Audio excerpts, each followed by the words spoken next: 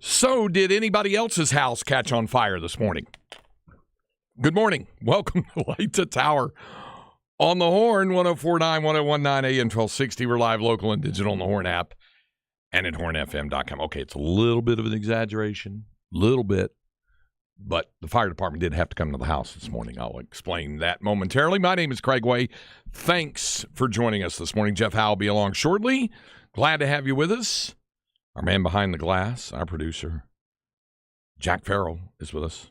Just saw Jack last night at Longhorn Weekly after seeing him yesterday. Getting used to seeing your face. How you doing, man? Doing well. How about yourself, Craig? Look at you, all adorned in the burnt orange this morning. I like to rock it. You know, that's a thing on campus, I think, is you wear your orange on Fridays. I didn't plan on that. Is that the deal? But I know that's a thing at school, and I'm going to say that that's what I'm doing. I'm going to say I planned it. Did you go to UT? Yes, sir, I did. Okay. I graduated in May of 2022. Okay, so you're a recent grad. I knew you were a recent college grad. I couldn't remember if it was UT or not. Holding a degree in? Radio, television, and film with a minor in sports media. Oh, bless your heart. I hope you can find a job with that, you know. There was a time, and it was when I was in school, if you could get to a college that had either an RTVF program or a broadcast journalism program, you were like Flint. It's going to help you out. Yeah, those times have changed a little bit, but it's no different than in a lot of ways getting a business degree or administrative degree. And I had people telling me that back then too. You don't have to get an RTVF or a broadcast journalism degree. You don't have to go for that. And I'm like, yeah, but that's what I want to do. Who wants to get a degree in business, to do that? And they said, well, can help you out down the road. In other words, translation, when you don't get a job in the industry. So I've been fortunate. I've been blessed. I've been lucky. Was fortunate, blessed, and lucky this morning. And here's paying off the T's on that deal. About 7:15, 7:30. It was a little later than that. Anyway, I'm working at my computer, working on some stuff for today. And in fact, ironically, I was putting in order the stories for Inconceivable. And Linda walks in from the other room and goes, do you smell something burning? And then I stop and I'm like, yeah, I do. And we start walking around the house. We can't find anything. And then we start to see maybe just a tiny little bit of smoke. And we're like, we got a fire somewhere. And we're walking through the house. I go into the garage. I climb up in the attic. Can't see anything. Looking all around. And it's becoming more and more prevalent. Not so much smoke, but you could just smell that.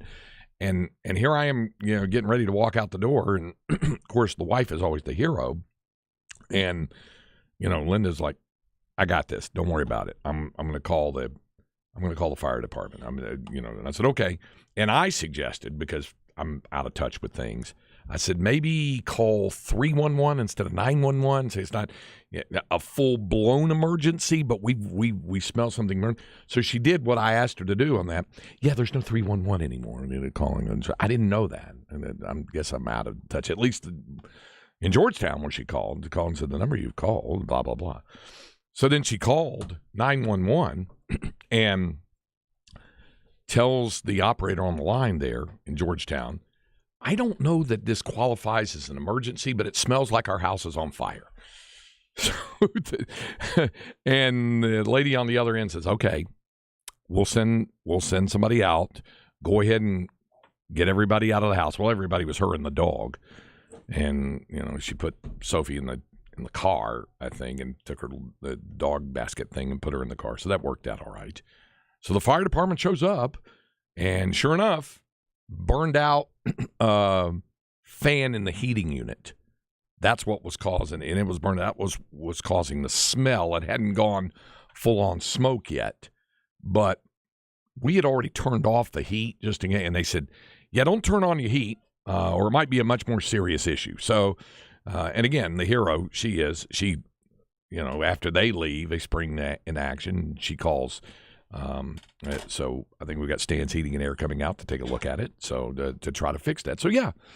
So that's when I opened the show and said, anybody else's house catch on fire this morning? I know that was a bit hyperbolic, but there was a little bit of a fire. This woodworker says you've had a rough February so far. Traffic difficulties, busted sack, and house fire. Sack, of course, says he spelled it with a K. That's not the one.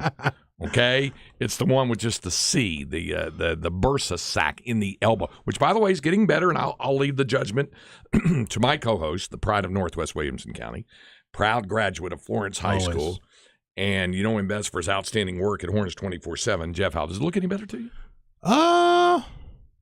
Better's a relative term. Yeah, I mean it's still ugly, but you know it's fading a little bit. It's not quite as vibrant a red. Okay, probably. Yeah, something like that. Yeah. So anyway, yeah, we had a little bit of an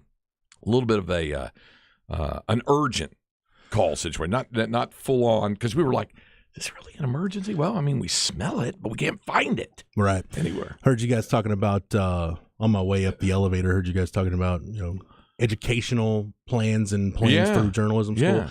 So your degree is in my degree. I just have a general mass communications degree. Okay. Because I was looking at what sequence I was going to go into, and then decided to get married with a couple semesters to go. And that can kind of reorganize your Went plan. to my advisor and said, I can no longer be on the print/web plan. He goes, what do you want to do? I said, I need to be on the get the hell out of here as fast as possible plan. Oh, the Andy Way and Jason Way plan. Okay. Andy, by the way, holder of a communications degree from Angelo State. Yeah. So it's like, well, you can eliminate all these classes and take these, and you can be out of here. Like, I think it was like 2 semesters early. I'm okay. Like, that sounds wonderful. Okay.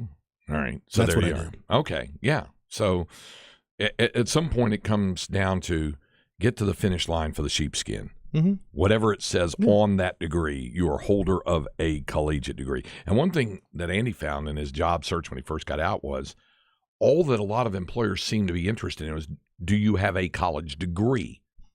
Yeah. Not in any specific field, just do you have a college degree? And he was like, yes, I do. I'm really thinking at some point, like if I just decide that, that I'm done with this industry or this industry is done with me. Right.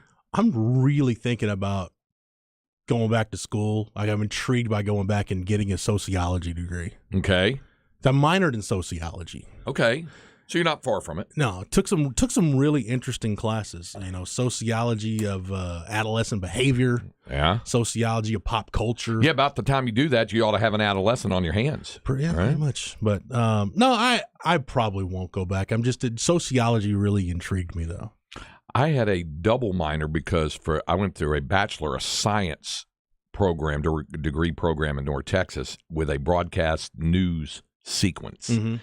And to switch to that, which delayed, my finishing a little bit, but to do that, you had to either have one 18-hour minor, it's like one 30-hour minor or 2 18-hour minors. Okay. And I took the 2 18 because I already had 6 hours in history and 6 hours in political science.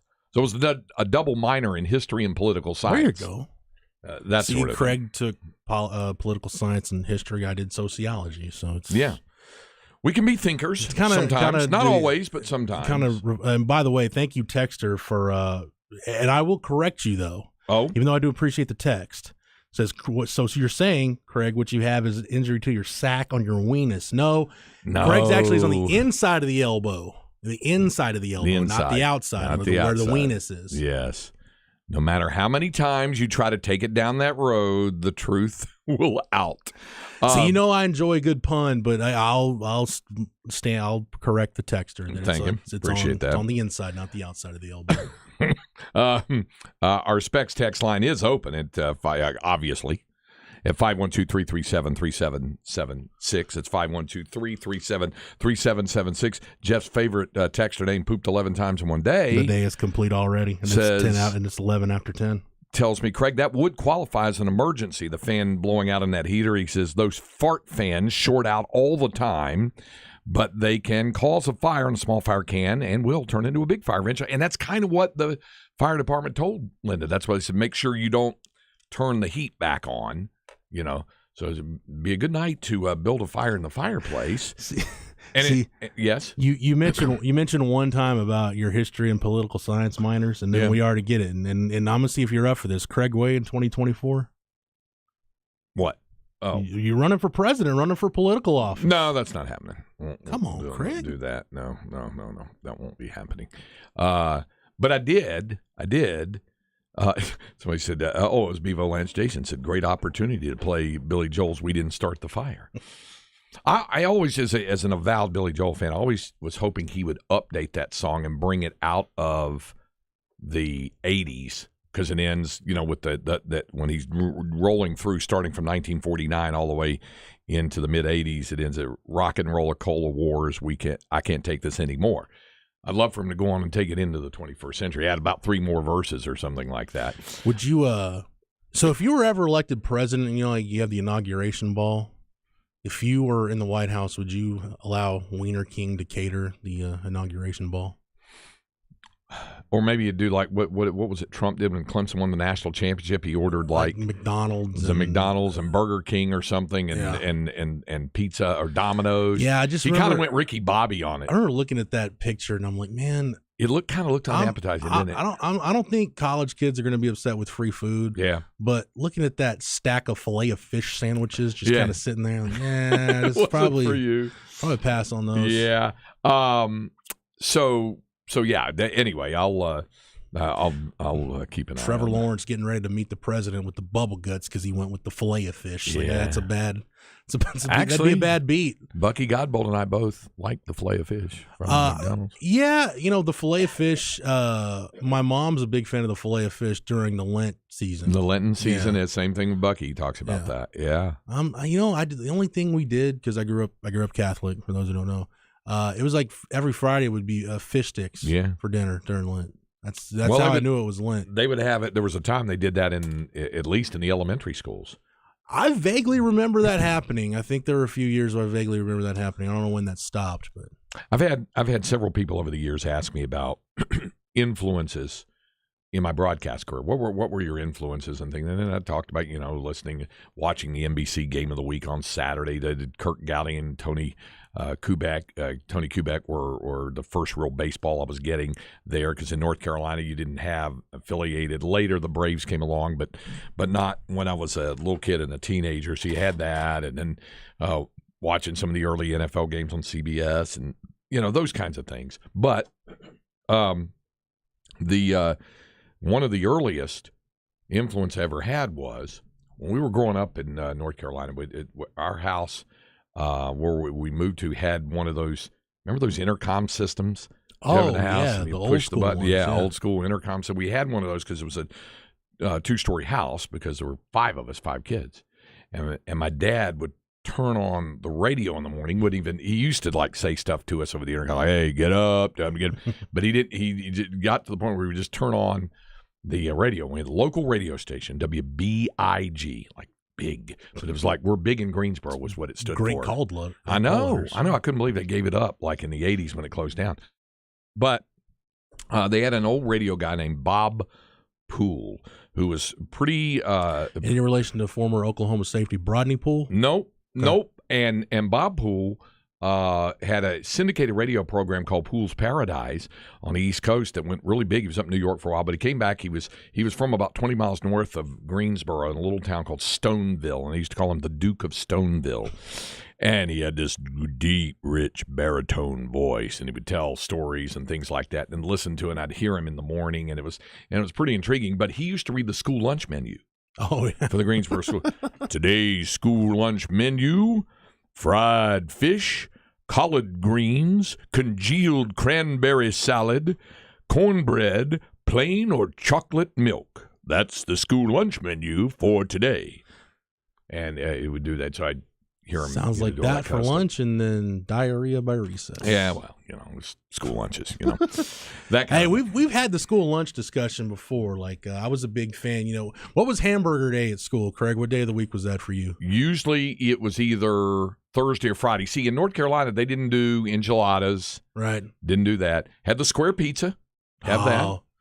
We could do the rest of the show on square pizza if you want to. I know we've got. Yesterday was National Pizza Day, by the way. Was it really? Yep. Missed that. Yep. Even though I took home You wings. know what? I've had pizza for dinner last night. There you go. Even though I tough home wings from Pluckers, always a great option. That. Even though I did that following long. Did you do the same thing, Jack? Of course, that's the highlight of my week. What was your take last night? What would you cart home? Last night I went. I ordered a little more because I didn't have help, so I was like, "Hey, I can order for 2 workers." So I got 10-wing combo, Baker's Gold, and spicy lemon pepper. Okay, very important, and an order of the Holy Mac, which is the ultimate guilty wow, pleasure you did food. well. You ordered well. I couldn't eat all of it. I tried to. I just took home a couple of 10 pieces for it was like buffalo mild and then teriyaki because Lynn and I both like the teriyaki, but. She had ordered a pizza and pepperoni rolls from Double Dave's in Georgetown. So I swung by. By the way, you want to step back in the time? Go into that Double Dave's. The one in Buda, same deal. Yeah, It's got the salad bar with the beige plates. You know, it's got that. It's got the combo Galaga and Ms. Pac-Man machine.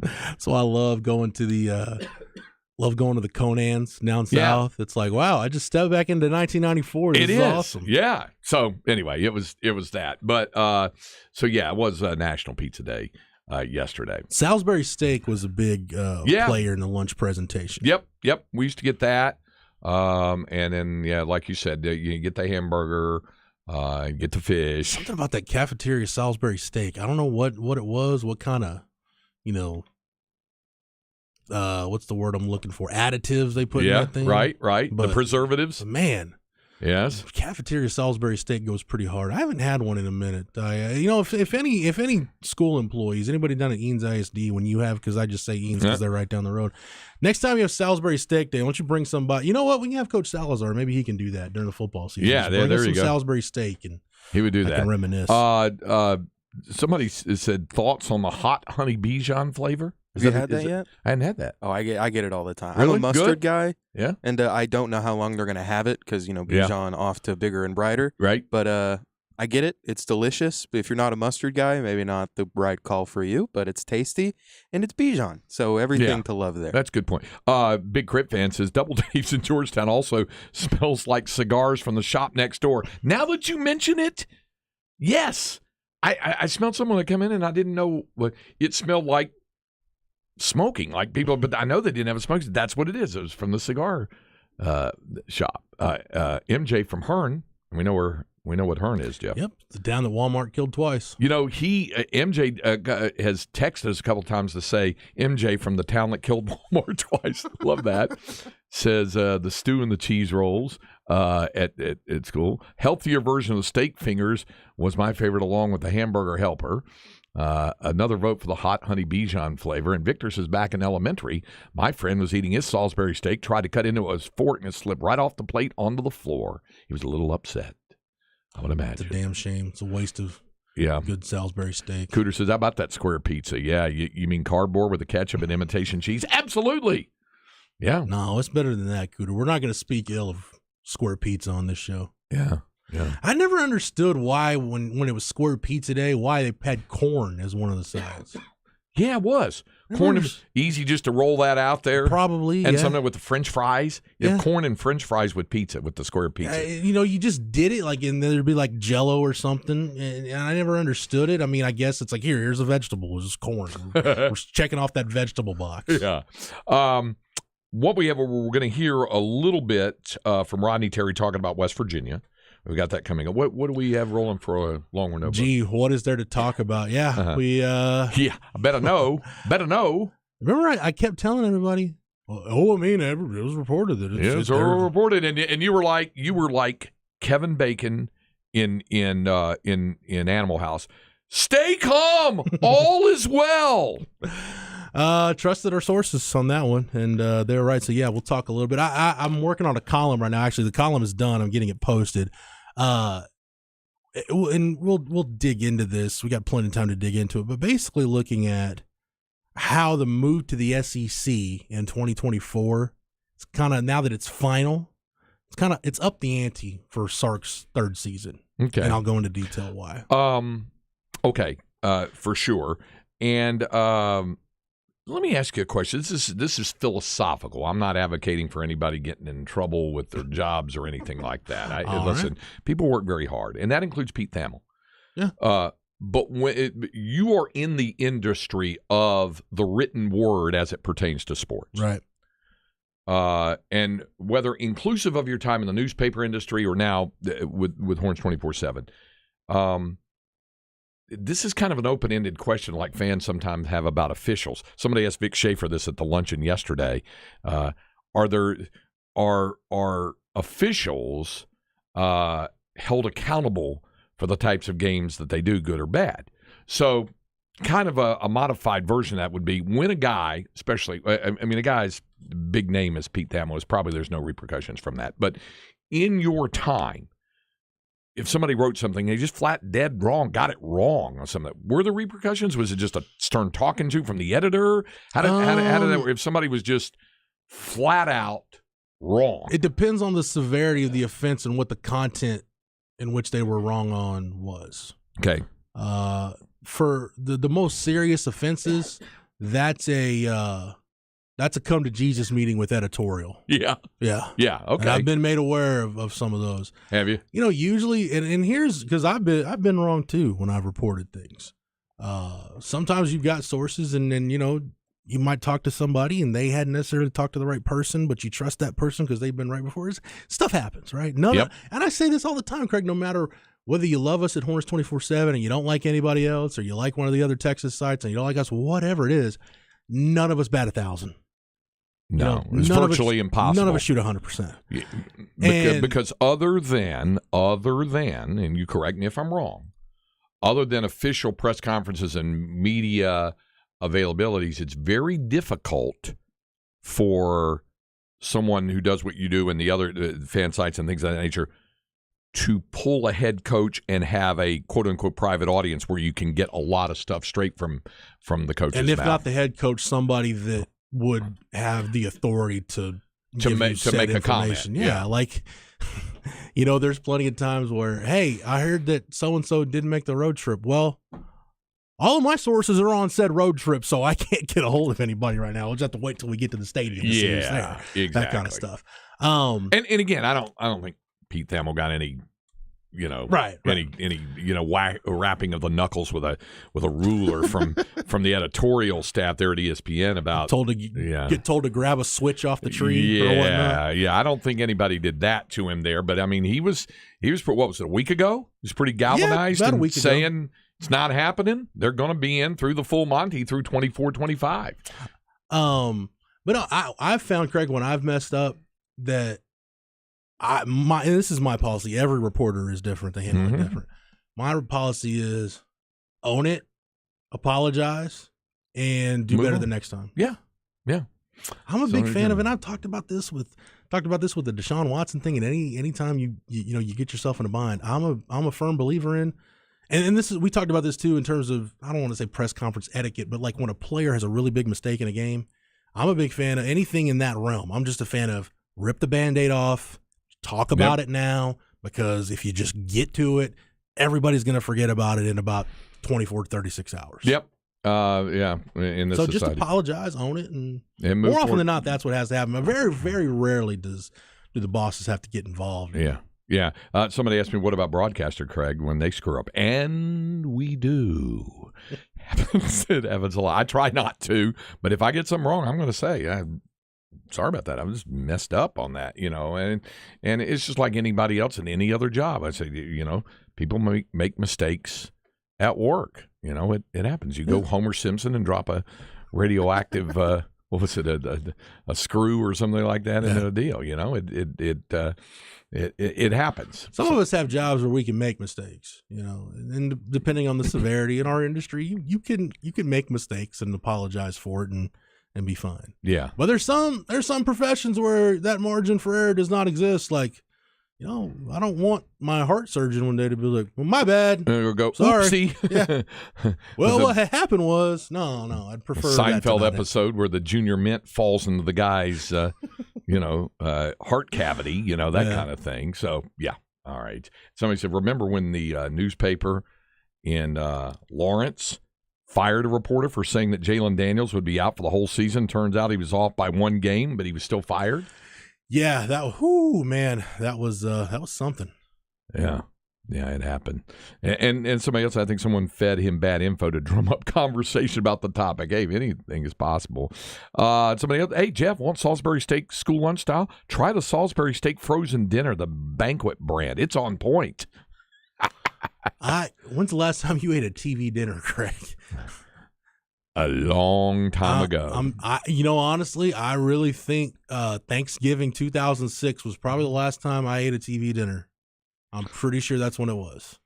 Oh, I think I may have eaten something like that in the, you might call it interregnum after I lost Laurie, and I'd about 3 in it, and I'd come home.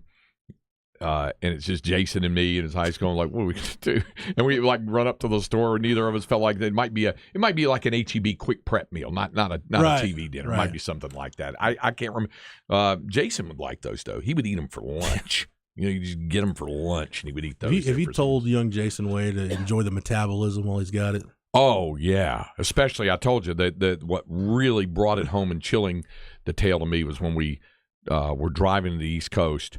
And he's in the car with me, and we stopped. This was in Kentucky, and we stopped at like a truck stop, and I'm going in. Did you hear banjos? No, this was off the highway right there. So I go in, and I get like some fat-free fig bars. Trying to eat healthy and water. Mm-hmm. And so that's what I get for me, and then I pay for his stuff. I didn't even really notice at first what he got. And we get in the car, and we're going on driving. I'm eating my fat-free fig bar and drinking water. And I look over at him, and he's throwing down flaming hot corn nuts and washing it down with a Mountain Dew Code Red. Breakfast of champions. It is. All right. So it's, yeah, Jeff, I hear you. I'm an airline pilot, so I can't afford to make mistakes in my job. Be like, oops, sorry for that crash. Yeah, that can't have. Nuclear engineers. Yeah, be bad choice of people to mess up on the job. Exactly. Yeah. All right. Coming up, we'll hear from Rodney Terry, and then Jeff with this Longhorn Notebook about the official announcement that Texas and Oklahoma are indeed headed to the Southeastern Conference after one more season following the completion of this year. One more year, the 23-24 season in the Big 12, and then it's off to the SEC. We'll have all of that coming up. We do have Inconceivable. It's Friday, so we get a little bit of flaccidity. Flaccidity running amok. Got a little bit. I have a Florida man story for you. We'll do that when we continue with Light the Tower on the Horn. 1049, 1019, AM 1260. We're live, local, and digital on the Horn app and at hornfm.com.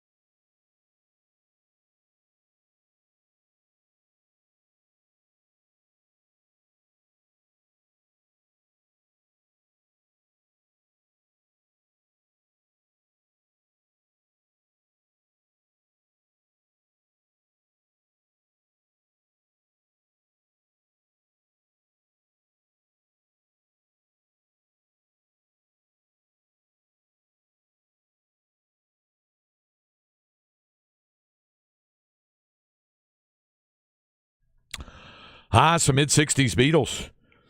British version of Rubber Soul, American version of Revolver. Yeah, this was the American release on that. But And Your Bird Can Sing was actually on the British Rubber Soul. If you ever heard off the Beatles anthology when they're just messing around with this song, it's clear that they'd been sampling cannabis. They're giggling all through the song and laughing and all this kind of stuff. Yeah. I honestly can't hear the Beatles without thinking about Paul McCartney on the Chris Farley show on SNL. Yeah. Remember when you were at the Beatles and you had that album where it said Paul is dead, Paul is dead? That was like a hoax, right? Yeah, it was a hoax. Stupid idiot. No, Chris, it's okay, really. Remember when you said that the love you make is equal to your love you? Oh, that's right. Awesome. Yeah. All right. Farley was the greatest. It was the best. Let's roll on into our Longhorn Notebook.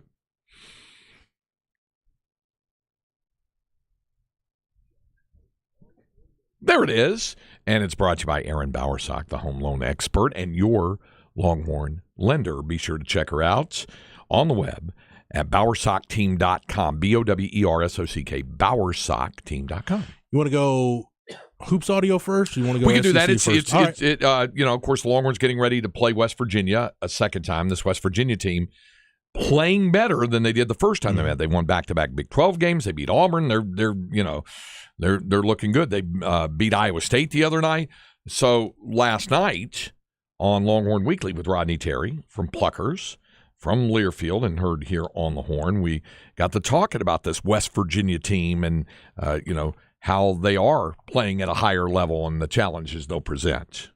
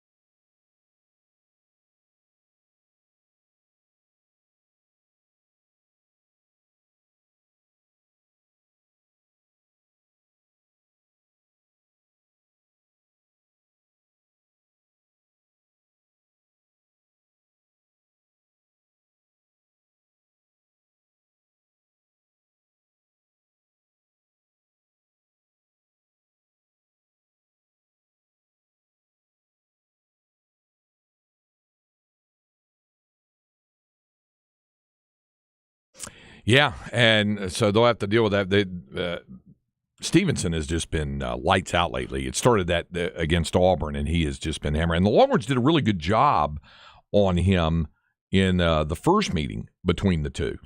And since then, he had 7 points in the loss to Texas back on January 21st. Yeah, and he has been white hot of late. Eric Stevenson on his fourth school, by the way. South Carolina was the most recent one. He's from Lacey, Washington, but that's another guy they'll have to make sure. And Joe Toussaint coming off the bench has been good for them of late. So Stevenson, after the Texas game, he had 16 against Tech, 31 against Auburn, 17 against TCU, 34 against Oklahoma.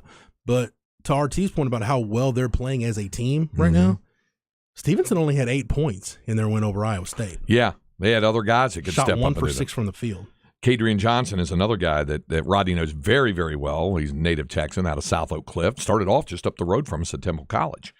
So that's another one of the challenges that they'll face. Splits and sweeps, Craig. Got to get them when the opportunity presents themselves. So it's if you're going to win a conference championship. So this is. I said it yesterday when you were out. About as must win as a must win game could be if you want to. Keep the pace. Absolutely. Texas women also looking for a sweep. They play TCU at 4:00. TCU will go into the game with a 6-17 record. They're 0-12 in the Big 12. Longhorns won the first meeting in Fort Worth back on January 4th. That was the Rory Harmon triple-double game when she had the triple-double in that. So it's a team that struggle. Vic Schaefer yesterday at the luncheon was like, it doesn't matter. It's got to be about us. We got to be better in a lot of areas and things of that nature. So they know the caliber of opponent they're playing. TCU has had some competitive games, but they've been blown out in some games too. And that'll be the game at 4:00 tomorrow afternoon. By the way, we announced this last night on Longhorn Weekly. Did you notice what the students, and I'm sure Jack will probably like this, what he heard it. The first 250 students, first of all, the first 1,000 students are going to get breakfast tacos from Rudy's because it's an 11 a.m. tip. So they're encouraging them to get in line early like they've been doing. Well, kegs and eggs, hardwood style. Yeah. The first 250 students. That's, by the way, that's the most excited Jack has been in the last 2 days when I just mentioned kegs and eggs. Yeah, he's down with that. And he might have been excited about this thing. I didn't look over to see at the time. But you know what the first 250 students are receiving tomorrow? I don't know. How about free chainsaws? No, Texas Longhorn pajama pants. Oh, sweet. As an homage to Dylan Mitchell. Oh, cool. Because I'm telling you, DM wears pajama pants when we're like on the road all the time. Yeah, he's in them. So yeah, first 250 students get those pajama. Would you be down with that? Recent graduate Jack Farrell? Absolutely. I mean, PJ pants, branded university PJ pants. I'm taking any day of the week. Much more practical gift than a chainsaw. So yes. Cool. It's much of what's the line John Candy and Summer Rental where the lady had the augmentation and she peels off to show him and she goes, what do you think? Well, my husband wanted to get a chainsaw. Oh no, that's much more handy than power tools, you know. So yeah. So anyway, that's what's going on tomorrow with the games. 11:00 for the men, 4:00 for the women. Both games you'll hear here on the Horn, as DevCon Dave and the technical wizardry still works diligently trying to get everything fixed up for 105.3 The Bat, so it returns to normal programming next week. So tomorrow and today, we need to point this out, Jeff. Texas softball season opens today. Yep. You know, Mike White's team, of course, reaching the national championship round a season ago before falling to Oklahoma. So they're in the they start a brand new season. And they start it today over at McCombs Field. And they'll play 2 games today, 2 games tomorrow, 1 game on Sunday. So, yes, softball off and rolling. And they'll begin it this afternoon, taking on Missouri at 3 o'clock. And then they'll play Northwestern right after. Missouri's ranked 23rd in the country. Northwestern is ranked 8th. And you can hear both games on AM 1260. Andrew Haynes back on the call again for Texas softball this afternoon. Doubleheader today, doubleheader tomorrow against Illinois and 12th-ranked Tennessee, and a single game Sunday against 17th-ranked Kentucky. So the NFCA Division I leadoff classic is just that. It'll be a classic. Baseball season opens a week from today. I was out at Dish Falk yesterday. Sat down with David Pierce for a while, chatted over his name, watched some of the guys go through your wedding gift. I did. Sweet. I did. I picked up the wedding gift as well that David and Susan got for Linda and me. It's been sitting in his office for a while, but I did. I picked that up. And months, he told me. Yeah. We had a great conversation. Visited with Woody Williams a little bit, talked with Woody, and also with Steve Rodriguez. So visited with coaching staff, had a good chat yesterday, and getting geared up for the start of baseball season, which is 1 week from tonight at Globe Life Field in Arlington against the Arkansas Razorbacks. More on all of that coming next week. But the big headline news involving not only the University of Texas, but many other institutions came down yesterday. Yep. You ready for SEC logo feces to be splattered all over the 40 next summer, Craig? What do you mean? Just see the logo everywhere. Like you go to College Station, the thing is everywhere. Yeah, it's true. Kind of strange to look at. Still, I go over to College Station, like, that SEC logo just looks strange here. But no, at any rate, Texas and Oklahoma will be there in 2024. Like I told you, it was probably going to happen. Like we trusted our sources at Horns 24/7. So basically, this is what it amounts to. Texas and Oklahoma are going to end up each paying $50 million. That's going to come from forfeited television revenue as part of their exit agreement with the Big 12. That's going to generate a total of $100 million. How that's going to break down, so that it's going to come out of the revenue they earn as SEC members. Fox is going to get $20 million of that $100 million, while the other $80 million will be split 8 ways, $10 million each, to the 8 legacy Big 12 schools. It's Baylor, Iowa State, Kansas State, Oklahoma State, TCU, Texas Tech, and West Virginia. So this kind of makes everybody whole. I've seen the reports, Craig, that for us, for planning purposes, it changes things for the 2024 season, because it looks like that series between Texas and Michigan, the game in Ann Arbor is going to be moved to 2024. That's what nobody's made that official yet, but that's apparently part of what Fox felt would make them whole, if they can make that game a Fox game so they can get the rights to it in 2024.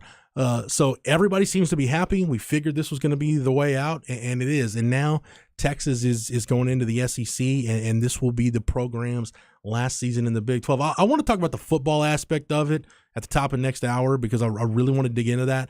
But one thing that I do want, because I was going to, basically I'm flip-flopping how I was going to run this and what I was going to talk about in hour 2 as opposed to hour 1. And I want to bring this up because Chris Del Conte mentioned it this morning with Bucky and Aaron, and I got a lot of questions about this last night. Well, what does this mean for the Longhorn Network? What does this mean for the Longhorn Network? And CDC basically iterated what I've been told all along, is that whenever Texas makes the move to the SEC, basically LHN is going to be rolled into the SEC network. Mm-hmm. There'll still be the SEC network proper, which will have its own broadcast lineup. But the big thing, and this is a big reason why, one of the big reasons why the SEC wanted Texas and Oklahoma, all your other sports, pretty much your Olympic sports and anything that's not on SEC Network proper, it's going to be on SEC Network Plus. The streaming component is going to be a really big deal. So for Longhorn fans, I've been asked this, and I don't have the answer, Craig. I don't think you do either. I don't know what this means for shows like Rewind or anything like that, or broadcast and press conferences. But in terms of live sporting events, you're not going to miss anything with the move to the SEC that you were getting with LHN. You just might have to find a different way to view it in terms of streaming rather than the traditional broadcast network. I think you're exactly right. Now, this may come as a little bit of a sticker shock to some Longhorn fans who were used to once finally, when Longhorn Network got its footprint in all around on cable and satellite systems, and it's not on all of them, as we know, but once they were able to get on the majority of those, whether it hiked up your cable bill or your satellite bill or not, you were so used to just being able to turn it on and find it there.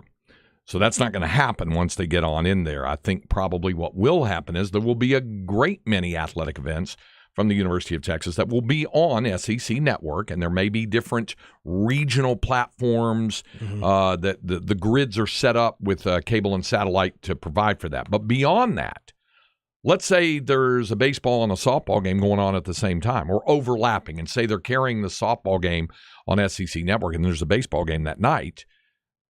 That might be ESPN Plus. Yeah.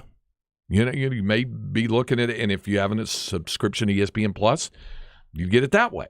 So I'm from the Department of Don't Shoot the Messengers, I'm just letting you know that that's a possibility that it could be like that, because I only say that because I know in a lot of other SEC markets that's the case. True. Yep. So anyway. Yeah. So be prepared to maybe, utilize the streaming component way more than you are now. But in terms of what you're going to miss, I from everything I've been told, and CDC reiterated it this morning, I don't think you're going to miss anything that you're otherwise watching on LHN right now. Right. Yeah, I know. I agree. It's in terms of the live sporting events. Like I said, the other programming, we'll see what happens with some of those in terms of coaches' shows and things of that nature. But well, and CDC was on obviously with Bucky and Aaron this morning, and he talked about that. He said how they're going to, he talked about it, the availability, so to speak, that they'll have, the opportunities and all of that sort of thing with SEC Network. And so that's, to your point, the games will be there. Mm-hmm. The issue will be how exactly you access them. Yep. So, okay. All right. So somebody said, do you think there's a chance that there's 2 SEC networks like East and West, or still just one? Well, they already kind of have a SEC 2. They have SEC alternate channels now. They already have that on your grids. If you have the cable or satellite or whatever, you can see that on that. but it could be SEC Plus, as they say on some of these, where it's part of a pay tier. That's certainly a possibility of that. That definitely could happen there.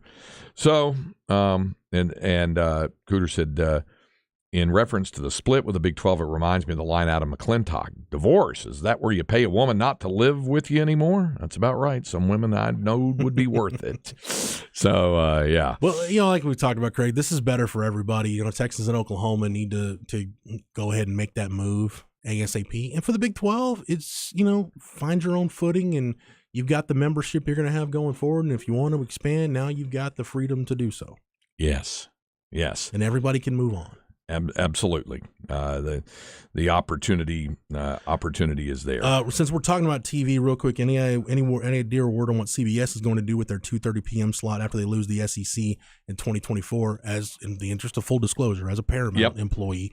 My understanding is, and I think there's been published reports about this, that's why they did the television rights deal with the Big Ten. There's going to be a Big Ten game that goes in that slot. That's right. That's exactly right. That's where they're going with that. By the way, I'm glad somebody reminded me of this. I don't know why I said this. The softball games are in Clearwater, Florida. That tournament, that event's in Clearwater. It's not, somebody said it's down in Florida. It's not at McComb. So sorry about that. See, I do make mistakes. So you own it and you move on. It's next weekend they have the Texas Classic at home, but that leadoff classic is in Clearwater, Florida, where they have a lot of early softball stuff. And see, Big Crit fan says going to miss the LHN coverage of baseball games, but that's it. You'll still get Texas baseball. Will you get it with Keith and Zeke? That I don't know. We don't know yet. Don't know. Nobody knows the answer to that yet. Especially some that might go to an SEC Plus or an ESPN Plus tier. Mm-hmm. That's possible that you could have that. So, you could have that. Certainly, that's a possibility. But, you'll probably get a lot of Tom Hart and and some of the other SEC network guys. Well, Chris Berg. Chris Berg. Yeah, you might get some of that in there. We'll see on down the road. All right. Up next, Inconceivable here on Light the Tower on the Horn. 104.9, 101.9 AM 1260. Live, local, and digital on the Horn app and hornfm.com.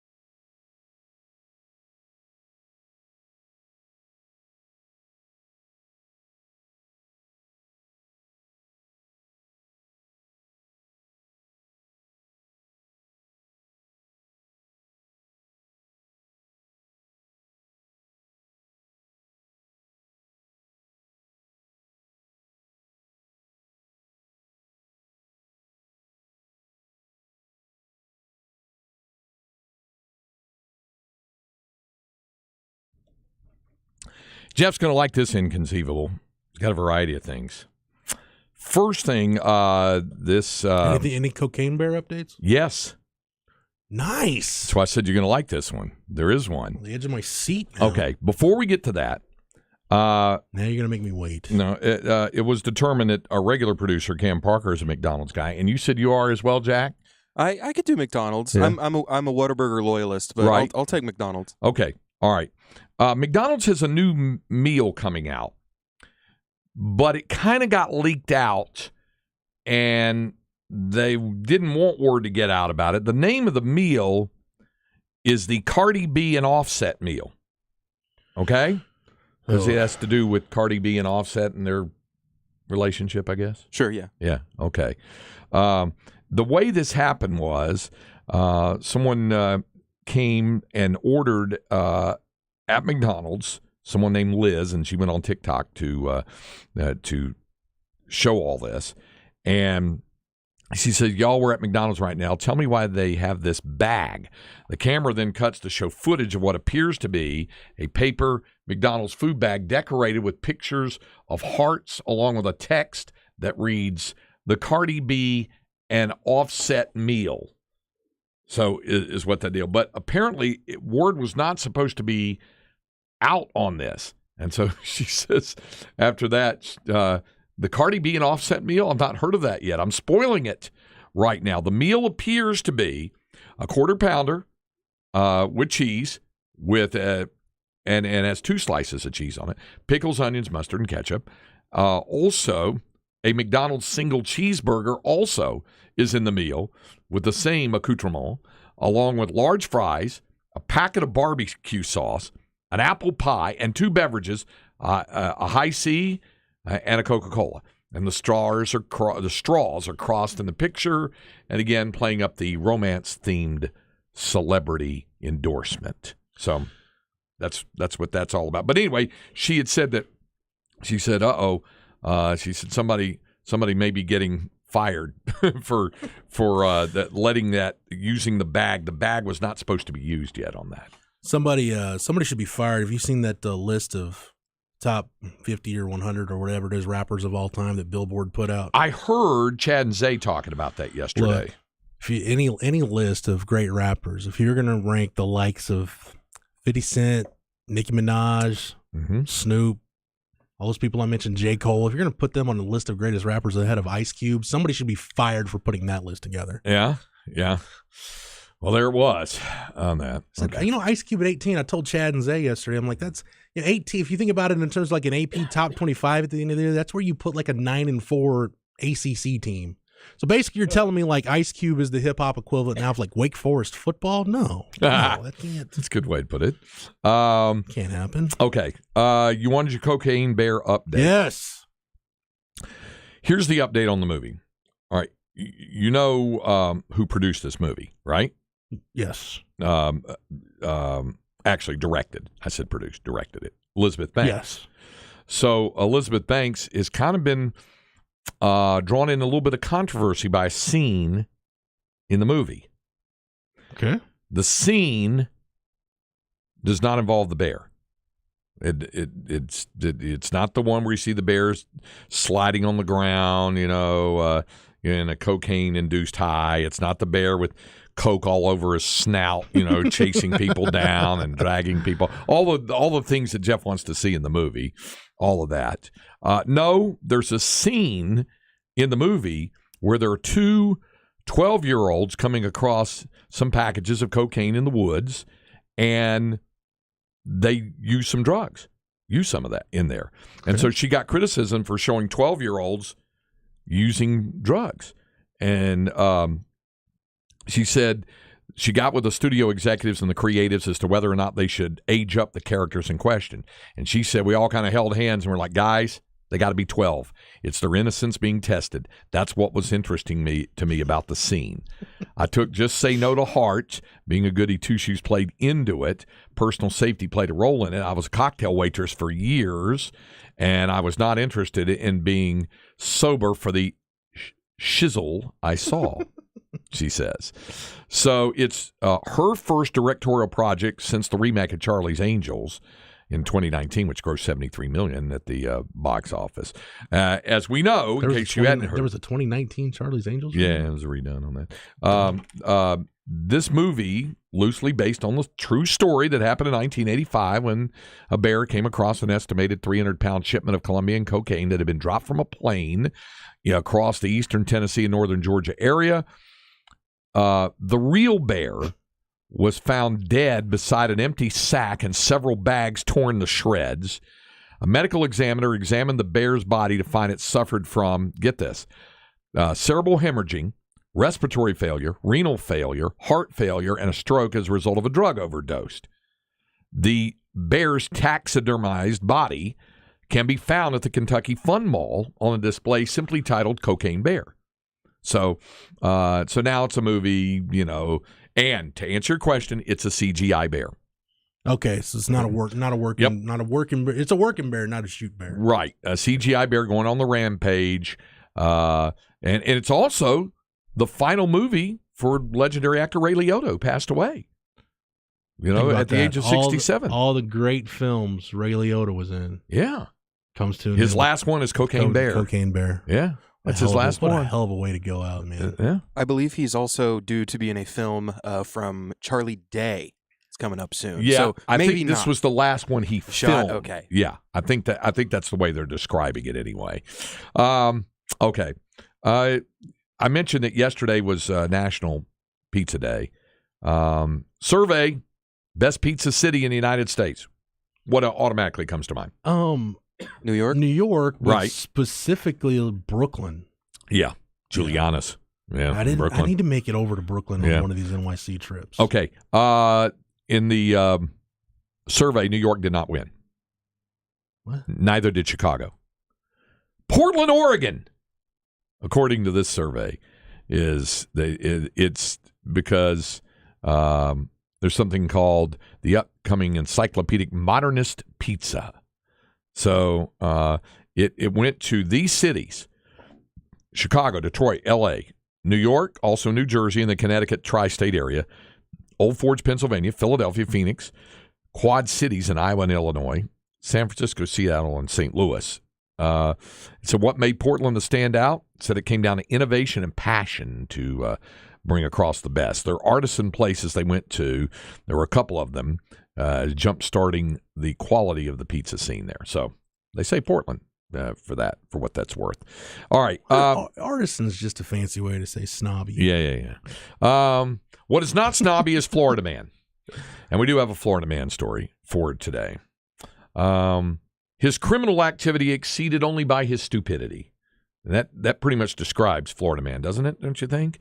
Mm-hmm. Florida Man reportedly broke into a Palm Coast, Florida gas station, stole items, later was identified and arrested. So here's what happened. Deputies responded to the business after the alarm went off early Sunday morning and found the front door of the business unlocked. And they were able to determine that the guy who stole these items is a guy by the name of, and this will go into Rod Baber's shady name. Shady name? Lance Kurtz, spelled Lance with a TZ and Kurtz with a TZ. Wow. Lance Kurtz. Okay, so they reviewed surveillance video, and they saw a man enter the store from the back, take multiple items, then he unlocked the front door and he left. So how were they able to find? Here's a picture of Lance Kurtz, by the way. Yeah. I wouldn't tab him for Florida Man. Yeah. Well, he's not from Florida Man Central Casting. Yeah. Well, here's what he did. This is what got him busted. Apparently, Lance Kurtz, they said he must have really wanted those items, according to the sheriff, to break into a closed convenience store to get them.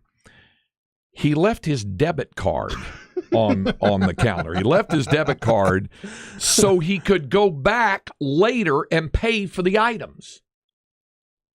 What? Yeah, that's what he told deputies. And he said he's 20 years of age, so he's a little bit younger than Jack. So what he did was he really wanted to get those things. Place was closed, so he broke in, stole the items, but I'm going to leave my debit card to pay for them, and then I'll come back and get my debit card later. So no crime committed, right? According to the sheriff, He said, leaving a debit card behind does not absolve you from theft or committing a burglary. Yeah. He was arrested and booked into the Flagler County Jail on charges of armed burglary of a dwelling and structure and petty theft, later released after posting a $10,000 bond. I got a feeling that maybe the judge might give him probation on that. Potentially. Since if his lawyer said, look, he intended to pay for the items, he just really, really needed them, and so he left behind the debit card. He's still Florida man. All right, second hour, Light the Tower, coming up on the Horn.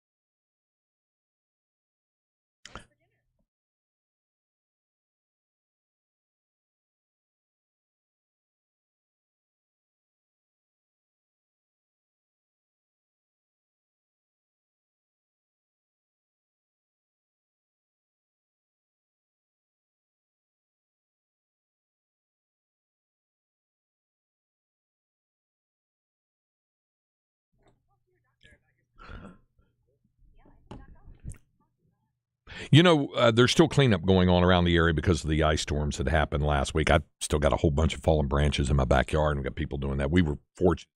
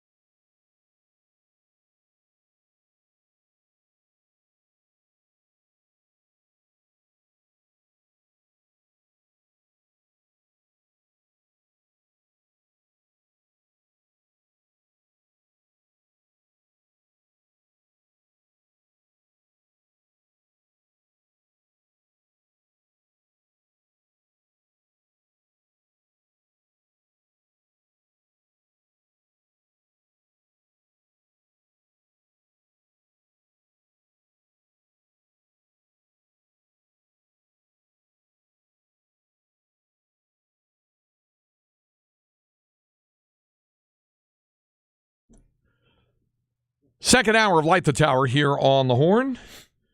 Craig Way, Jeff Howe with you.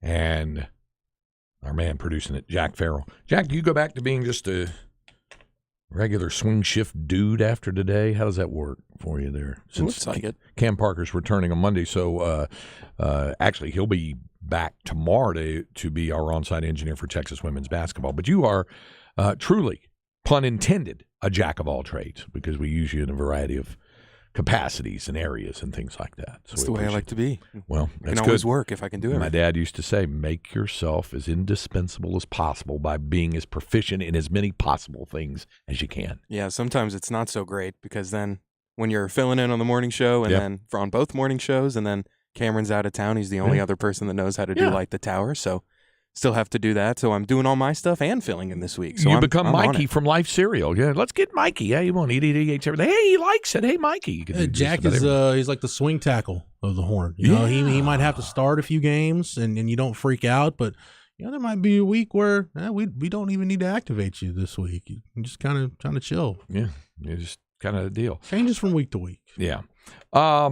Let's talk about that game that is going to take place in the desert on Sunday. God, I almost sound like Brent Musburger. My friends in the desert. Let me tell you, folks, they've got a lot of lines ready to go. The Horn's Big Game coverage is brought to you by Texas Truck and Trailer, located in Leander. Hey now. On Crystal Falls Parkway and in Northeast Austin at I-35 in Runberg. Call Texas Truck and Trailer at 512-528-6038. That's 512-528-6038.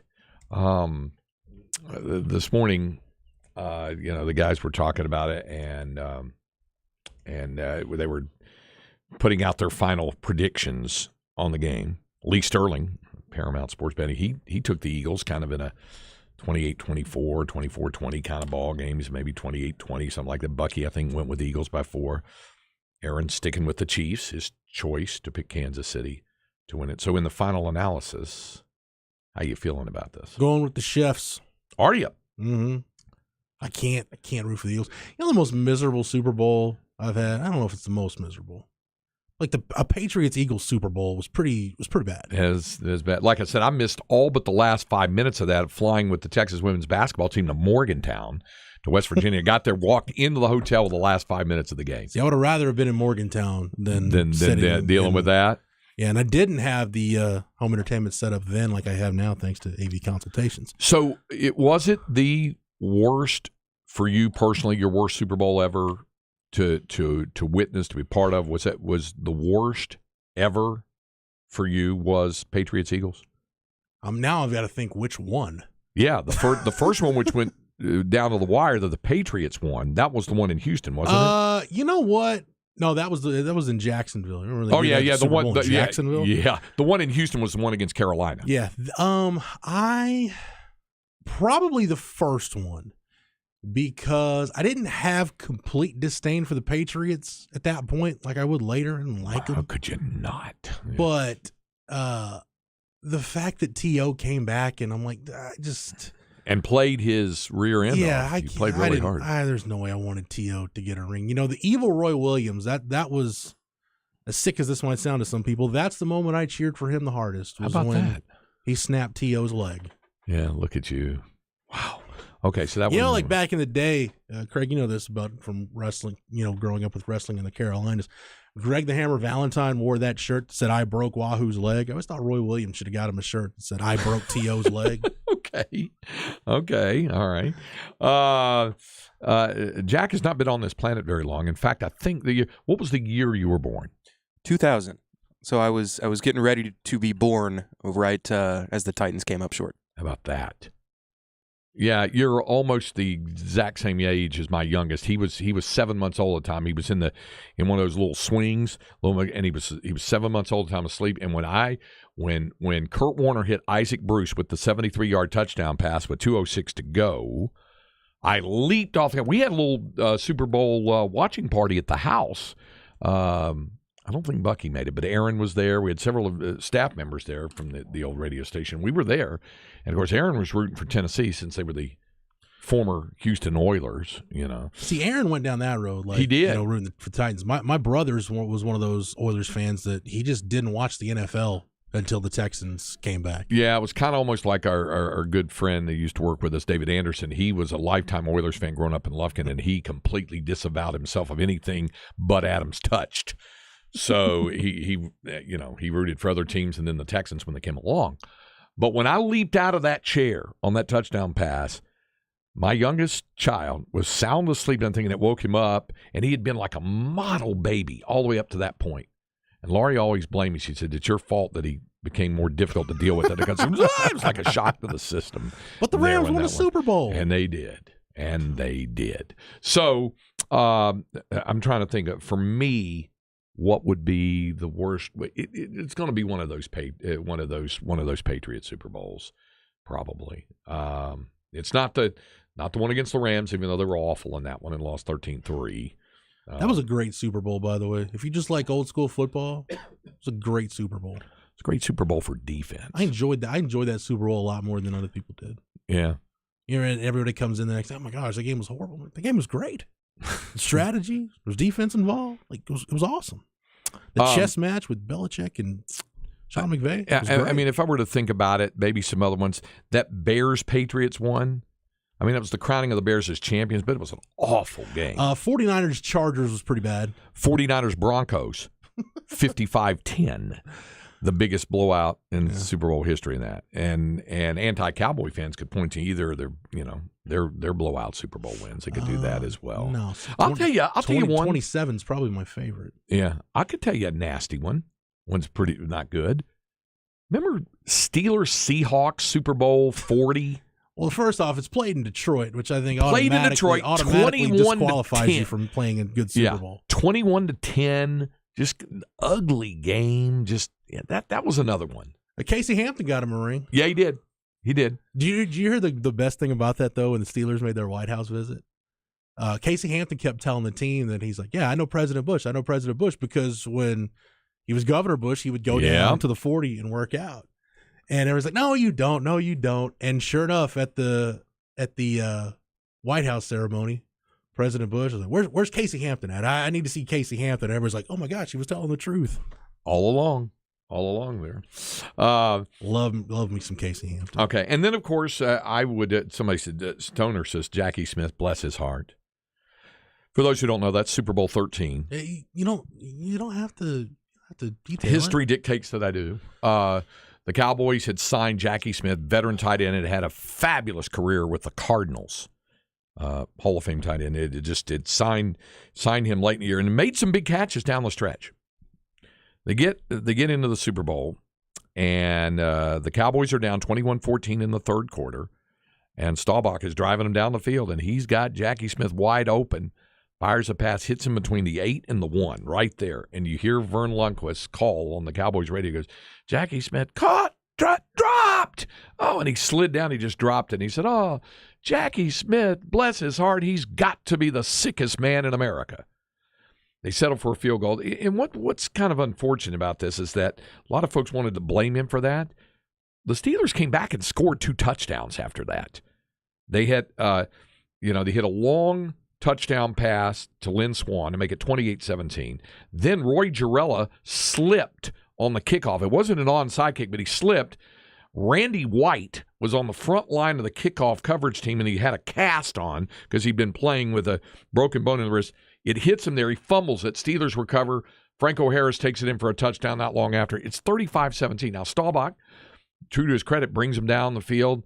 They hit 2 touchdowns in the waning seconds of the ball game to cut it down to 4 and then can't recover the onside kick. They lose 35-31, but you can't put it all on Jackie Smith. 2 things. One, is it fair to call Jackie Smith, he's to football what Bill Buckner is to baseball? Really good career, but nobody has they any remember for that. That's a decent. You know what? I thought of another couple of bad Super Bowls. That would be 30. What would that be? Broncos Falcons 33. That's 33. Yeah, that was bad. That was bad. And I mentioned this just because I watched this one's for John. Which that gets slower. Pat Bowen's voice slows down more and more every time you say it. And then there was, and I know this because I just watched the 30 for 30. This would made me remember it. Ravens Giants was a pretty bad Super Bowl. That was ugly. It was ugly. I mean, you had to be impressed with their defense, just like with the Bears in '85, but it was ugly. Bowling shoe ugly. Yeah, it was for sure. Somebody said the Giants messing up my Pats' undefeated season. I hate Eli. See, so there's some other folks. That's another one. It's like, man, okay, the Patriots are going to lose, but it means the Giants win a Super Bowl. So they won twice over the Patriots. I'll just go for more alcohol. Okay. Stoner says, Jeff, I was a preteen. It broke my heart. However, it taught me young how to handle heartbreak because of Staubach took all the heat and recovery like the champion he was. It certainly wasn't his fault. You know what? I'll give you maybe the most underrated Super Bowl, because when people talk about great Super Bowls, this never gets talked about. Packers Broncos Super Bowl 32. Ooh, it was good. You know where I saw that? Las Vegas, Nevada. What are you doing in Vegas? I was not in a casino. I was at my brother's house. He lived out there at the time. What had happened was Laurie and I had flown out there, but I had to go to Fresno do basketball. Oh. Flew over the mountains. It's a 20-minute flight. I went over there to Fresno. Bill Schoening and I did a game against Fresno State. They lost. I get and then I get back in the plane and zip right back over to Vegas, and we saw that Super Bowl. Nice. Yeah. Always remember that when you see people power rank the best Super Bowls, that one doesn't get its just due. It's true because it was entertaining. Great. It was a great game. It was entertaining. So, John Elway helicopter spinning as he dives toward the goal line. Cracked Apple says Redskins Bills was bad. Yeah, that Super Bowl 26 coming off the Giants Patriots and before the Cowboys. Metrodome. Yeah, that was kind of Mark Rippon was your MVP. Yeah, he was. Two people said Patriots Rams by far the worst. I'm a Rams fan and it wasn't good. I can tell you that. So somebody said the Eagles have far and away the most starts by a black quarterback. This was yesterday. Randall Cunningham, Donovan McNabb, Rodney Peete, Michael Vick, Jalen Hurts, maybe Jeff Blake. Can't remember if he ever made a start or not. And then today, y'all give Eagles fans crap for cheering when that turd Irvin got hurt. Yeah, well, Michael Irvin was, had a cervical injury and was down for several minutes, and that was years before the TO thing happened. And honestly, I could never dislike a football team more. It's Terrell Owens playing for the Eagles. Like it's everything I can't stand. Yeah, about football, and I'm almost convinced it's T.O. karma why the Cowboys kind of wasted that run, the kind of the Wade Phillips years, the Parcells Wade Phillips years. I think that's karma for the T.O. signing. Yeah, so the year the Redskins Bills was the year I fell in love with Washington. Downhill ever since. Coach Scooby says, "Remember Thurman Thomas forgot his helmet? That was in that Super Bowl." Just also want to throw in for the texter of Black Eagles quarterbacks, Vince Young started 3 games for the Eagles in 2011. Yes. Don't forget about my man Vince. Absolutely. Here's another vote for Patriots Rams. One of the worst. The only one I fell asleep watching. And then so he said, Super Bowl 5, Cowboys, Colts made me cry when I was a kid. It was exciting. It's just there were 11 turnovers in the game. Mm-hmm. 6 by the Colts, 5 by the Cowboys. I always remember the headline in Sports Illustrated, but the Cowboys made the biggest mistake, losing. But that is still, that's true. To this day, and here's your connection with today, the only Super Bowl where the MVP came from the losing team. Linebacker Chuck Howley, who had had 2 interceptions, and it was announced yesterday in releasing the brand new class of 2023 for the Pro Football Hall of Fame, Chuck Howley, in that and deserving. Yeah, Ray, real glad quick, to hear about that. Any issues with the men elected to the Pro Football Hall of Fame? Any issues with this Hall of Fame class? Not really. When you get into the Veterans Committee choices, folks' views are going to be skewed on certain guys like Joe Klecko and some other guys. It might be a little bit skewed on that. But like Chuck Howley was a Veterans Committee choice, and he deserved it. I thought he deserved it. He had a great career playing for the Cowboys. Ran a great uniform service company in Dallas, too. Chuck Howley uniform. You can see the truck with a blue 54 on there. It's like in the coach contributor category. I don't know how Don Coryell wasn't already in. Should have been. Don Coryell was, for all of the people who are talking about, and I have no qualm with this, by the way, talking about Mike Leach needing to go into the College Football Hall of Fame. Don Coryell, Pro Football Hall of Fame. Same reasoning behind it. and everything. He learned at the right hand of Sid Gilman, one of the original innovators of that pass-oriented offense, and Sid Gilman was in the Hall of Fame. Here's your Hall of Fame class from the selection committee. Yeah. Rondé Barber, Darrelle Revis, Joe Thomas, Zach Thomas, DeMarcus Ware. Got no problem with any of those. No problem with any I'm of okay those. with all those those are guys. all Hall of Famers. Yeah. Some people had a problem with Devin Hester not getting in. I'm like, well, how often do we put return specialists in the Hall of Fame? Yeah. That would say, how often do you put kickers? Speaking of bad Super Bowls. Oh, Colts, Bears? Bears? That game peaked the moment it started and was downhill the whole When time. Hester returned the kickoff? I don't know. I mean, I like Peyton Manning finally getting a Super Bowl. I think it's just the rain in Miami. Yeah, it was just kind of, that sort of thing. But yeah. There's worse ones than that. Oh, absolutely. But that's not one of the better ones. Better ones, heck, the three three of the four that the Rams were in. The Patriots-Rams are arguably one of the worst, but not the first Patriots-Rams. That's right. Yeah, that's right. The Rams-Steelers, Super Bowl 14. Rams are up 19-17 going into the fourth quarter. Heck of a ball game. Patriots-Panthers was really good. Yeah, it was. Yeah. Patriots-Eagles was good. It was. It was. You have to admit that. Donovan McNabb blew chunks. Yeah, on the field. That's right. Rams-Titans, and then of course last year Rams-Bengals went down to the wire. The Broncos-Packers Super Bowl was really good. The two Cowboys-Steelers Super Bowls, not the most recent one, the Larry Brown one, Neil O'Donnell, Super Bowl 30. Hey, Dave Garrett, my buddy and engineer on the Longhorn basketball broadcast, still has his Super Bowl ring because they called the play-by-play on that. But he will be the first to tell you it was not one of the best Super Bowls played, and he will tell you that was not his best play-by-play game he's ever called. Really? Yeah. It wasn't. He said he felt he had a much better call 2 weeks before the NFC Championship game against Green Bay. Yeah. Does Dave send Neil O'Donnell a Christmas card? And or Larry Brown? Dear Neil. Larry Brown ought to. Thank you for your inability to read coverages. Yeah, you read it right between the 2 and the 4. Threw it right to him. As a result, I have more Super Bowl rings than Tony Romo. There you go. But the other two Cowboys-Steelers Super Bowl 10, the Lynn Swann acrobatic one, which is also the answer to a great trivia question. A Dallas Cowboys receiver caught exactly one pass in his career with the Cowboys. Oh, what was that cat's name? Yeah. Can you think of it? Oh, I can't remember the guy's name. It was a 34-yard touchdown pass. I can see the play. Like, I see the play in my head. It was number 81, before Jackie Smith, by the way, a few years before Jackie Smith. I can't remember the cat's name, and you're going to say it, and I know, like, it's right there. You ready for it? Percy Howard. Yes, a memorable name like Percy. I mean, I'll be honest. I didn't know about Percy Howard until a few years ago. I was watching some NFL films deal, like a top 10 on top 10. It was like top 10 one-hit wonders. Yeah, like Percy Howard. The only catch he ever had was a touchdown. Yeah, that's exactly right. That one, and then the one we mentioned, the Cowboys-Steelers Super Bowl 13, very, very good one as well. And then before we get to the break, my favorite, I said it a year ago, and Jack may have not heard this. I know a lot of our listeners have heard this one, and I know you know this.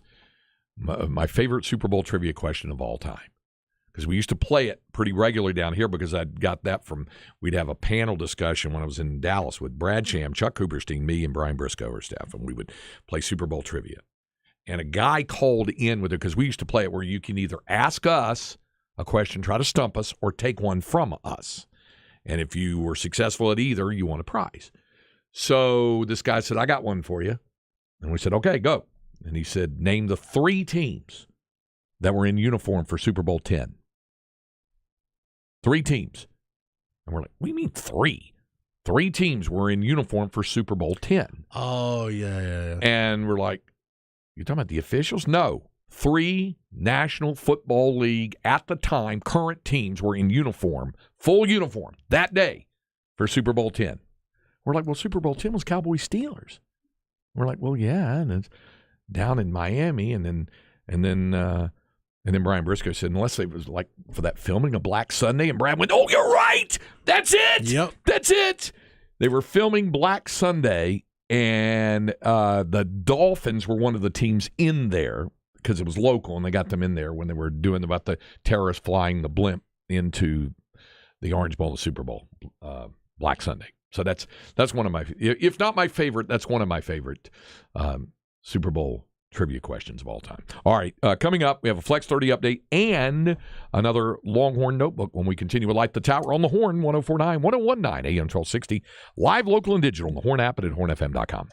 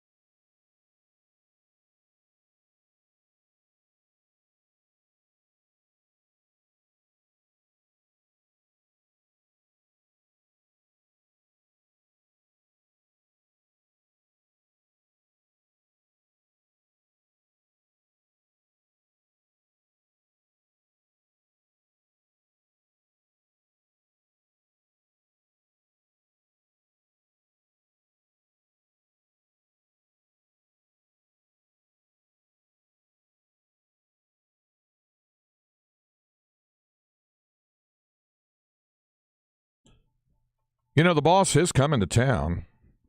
Bruce Springsteen will be at Moody Center. He's coming. You a Springsteen fan, Jack? First concert I ever went to, Bruce Springsteen at the Irwin Center. Wow, and you probably thought, is every concert like this? 3 hours, no opening act? Yeah. And that's scaled back. He used to go 4.5. In my concert vending days, in 1980, working the River Tour, playing at Reunion Arena, he started at straight up 8, and He walked off the stage for the last time at 12:30 a.m., playing the last, I think, 2 or 3 encores with the house lights up.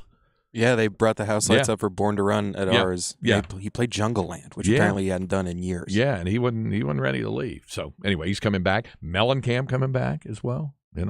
So yeah, the Rockers there. All right, it's time now for our Flex 30 updates.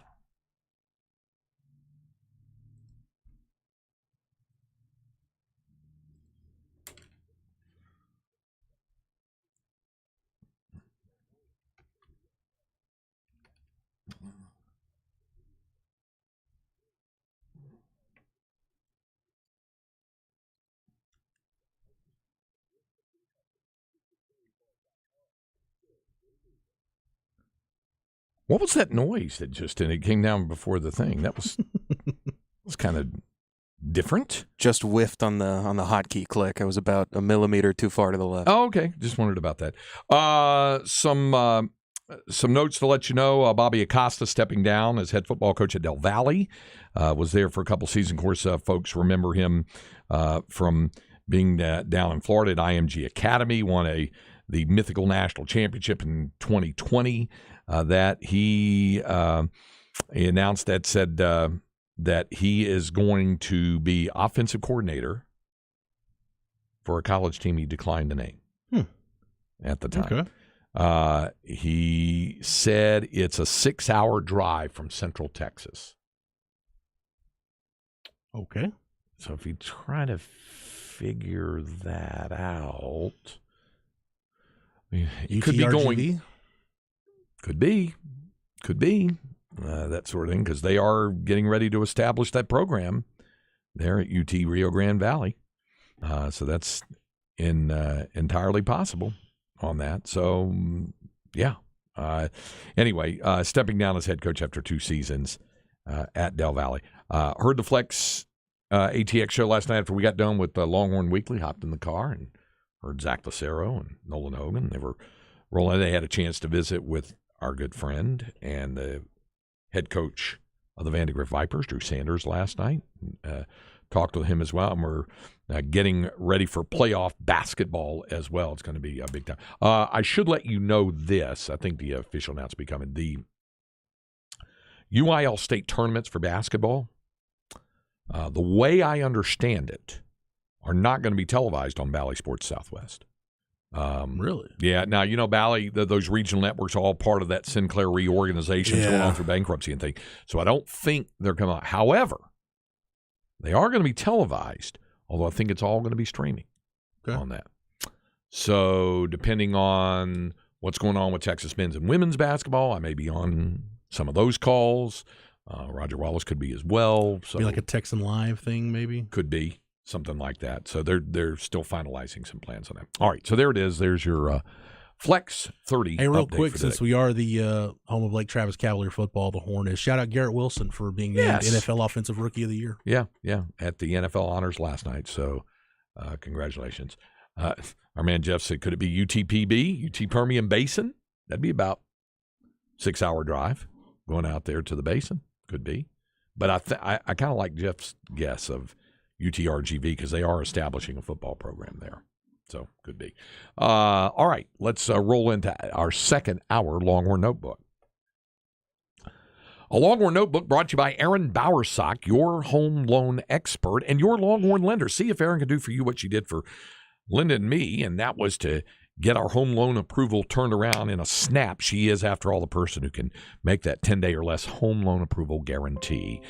Check her out on the web at bowersockteam.com, BOWERSOCK, just like it sounds, bowersockteam.com. And hopefully then, you get the approval on that, get it home, and hopefully you don't have a near fire situation like we had this morning.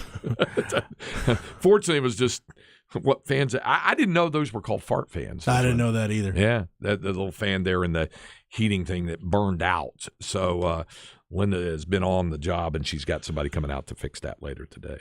So we talked about Texas with this being the football programs last season in the Big 12, the stakes getting raised. And, Rod Babers got me down this road to crunching the numbers because we talked about on the Longhorn Blitz podcast this week. And when you look at Texas, what's going to be a 28-season tenure as a member of the Big 12 Conference, you would say Texas, by and large, underachieved. And I think because once it's done, once the 23 season is in the books, you're going to have a symmetrical view of Texas history in the conference. Yeah. And it is night and day comparing the first 14 seasons to the last 14 seasons. And those 14 seasons, those first 14 seasons, you've got the first 12 years of Mack Brown. So, Craig, when Texas entered the 2010 season, and keep in mind at that point, you're coming off a trip to the BCS title game, your third Big 12 championship. No other Big 12 member at the time had more than 2 championships other than Oklahoma. Oklahoma was the only program that topped Texas in terms of conference championships with 6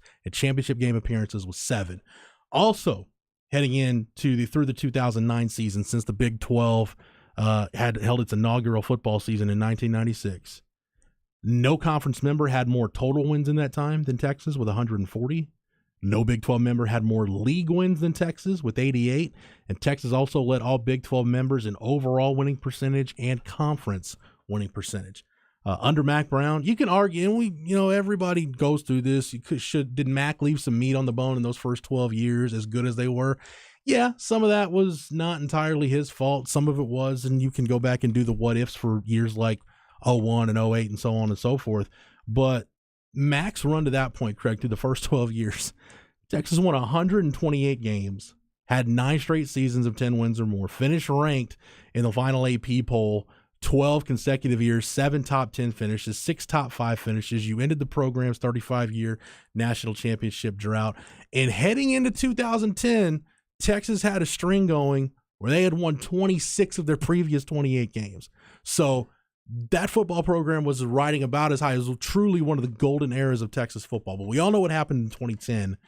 And since then, since the start of the 2010 season, when Texas went 5-7 and the nosedive from which the program is still not fully recovered, how about a record of 91-72 overall between 4 different head coaches? And I just, to put it into perspective, to the first 14 seasons of Big 12 play, Texas A&M went 95-76, Missouri was 94-79, and Colorado was 88-84. That's kind of where Texas has been on par with over the last 13 years.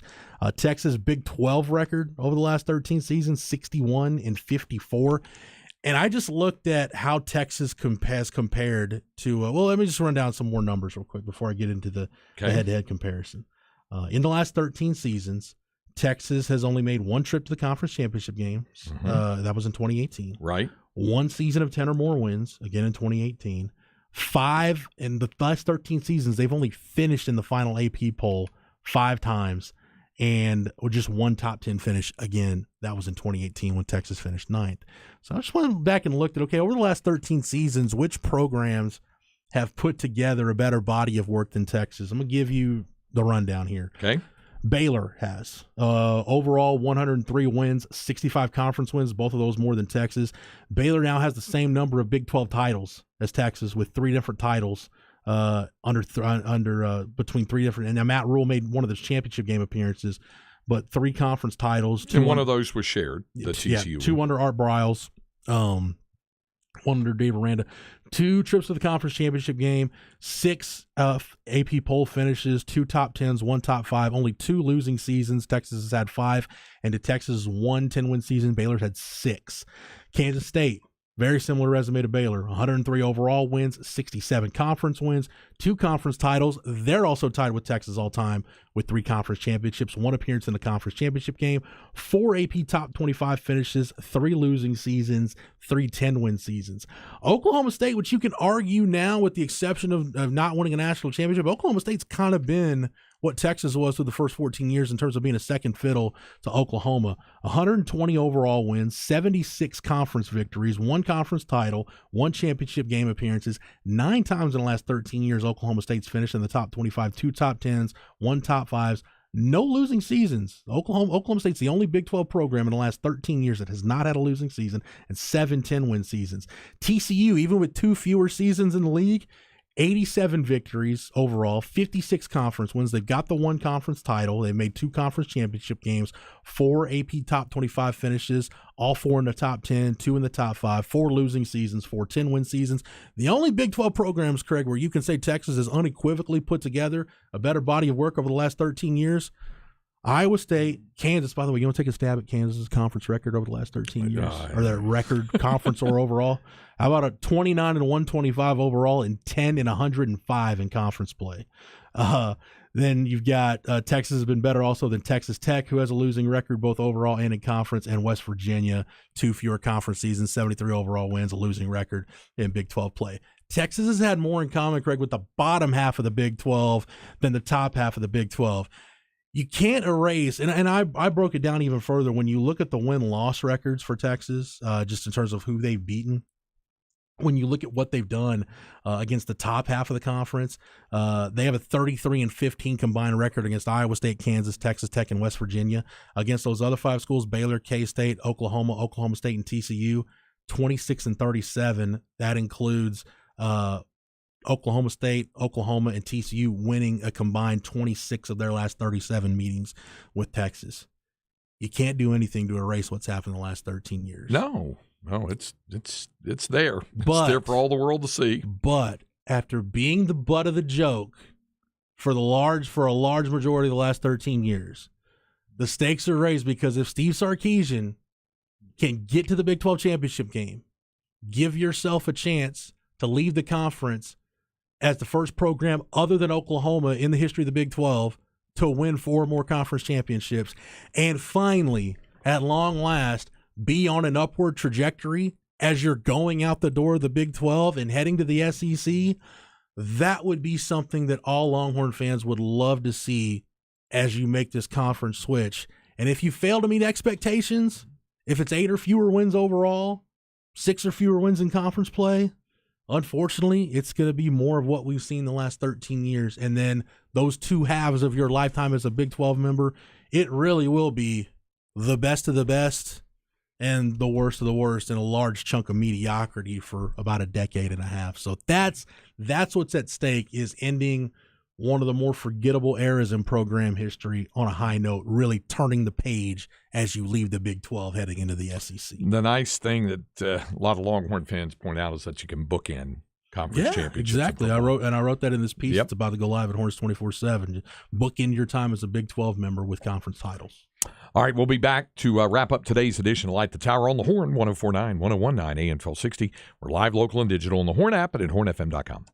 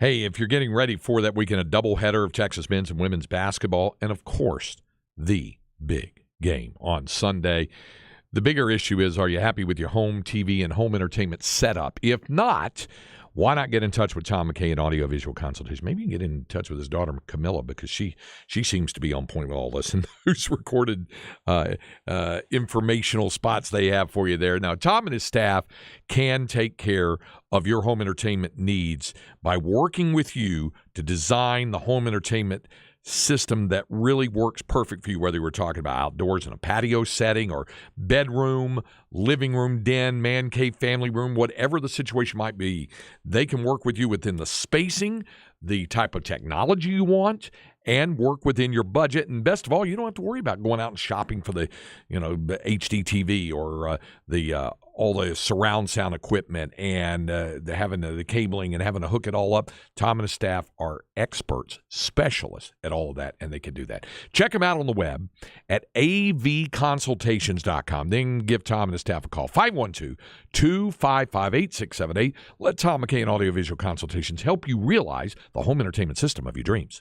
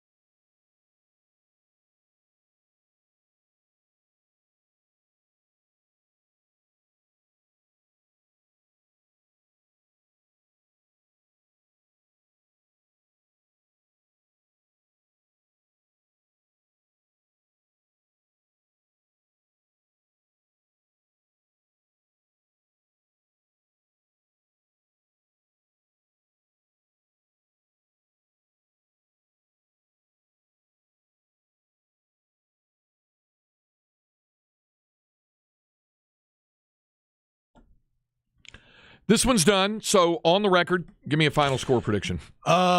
Chiefs 62, Eagles 3. That's Stop. what I hope it is. Scottish guy. We know what you hope. What's the reality? Give me the Chiefs something like 31-27, something. Sounds like a good ball game. Yeah. All right. I'll go 34-27. Okay. When in doubt, go with the better quarterback. Super Bowls historically have had some weird scores in them too, because you're determined to get some points out of it. So let me go. Well, this one's not too weird. 30-26 Eagles. Oh, correct. I'm rooting for the Chiefs.